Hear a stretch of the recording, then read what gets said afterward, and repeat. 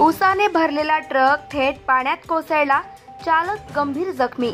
Truck चालकाचे वाहनावरील नियंत्रण सुटल्याने फरशी पुलावरून उसाचा ट्रक थेट पाण्यात कोसळल्याची घटना घडली आहे।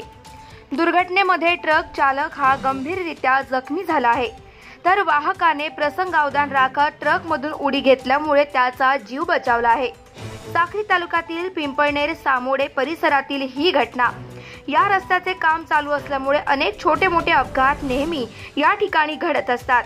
मावा मार्गावरील इतर वाहन चालकांनी तसेच परिसरातील नागरिकांना हा सर्व प्रकार लक्षात येताच घटनास्थळी धाव घेत ट्रकमध्ये अडकलेल्या ट्रक चालकास मोठ्या शर्थीच्या प्रयत्नानंतर बाहेर काढले असून त्यास शासकीय रुग्णालयामध्ये उपचारासाठी दाखल करण्यात आले असल्याची माहिती स्थानिक नागरिकांनी यावेळी दिली।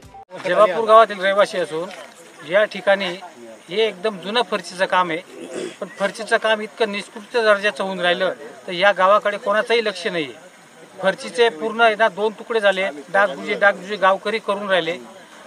बस येण्यासाठी आम्ही इकडनं तिकडनं साक्रीपर्यंत जातो, बस आणतो। आजची परिस्थितीला आमची बस रोयणहून परत जाते, शाळेचे पोरं घरी बसतायत, शाळेच्या पोरांची एकदम गैरसोय होते। आता फरशी ही पूर्ण तुटलेली, पण आता पावसाळ्यात बी हाल होत आहेत, आता उन्हाळ्यात पण हाल होत आहेत। आता आमच्या गावांचा पूर्ण संपर्क तुटलेला आहे, तर ही फरशीची उंची कमीत कमी उंच वाढवायची आहे। यासाठी काहीतरी कमीत कमी 15 फूट तरी पाहिजे, आणि ही फरशी आज पूर्ण निकामी झालेली आहे। याच्यासाठी काहीतरी प्रशासनाने निर्णय घेतला पाहिजे।